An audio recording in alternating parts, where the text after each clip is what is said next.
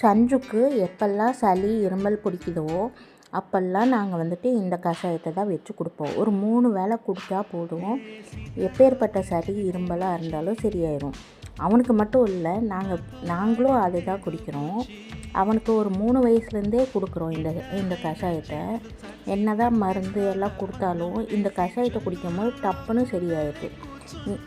என்னென்ன நாங்கள் யூஸ் பண்ணியிருக்கிறோன்னு தெரிஞ்சுக்க இன்க்ரீடியன்ட்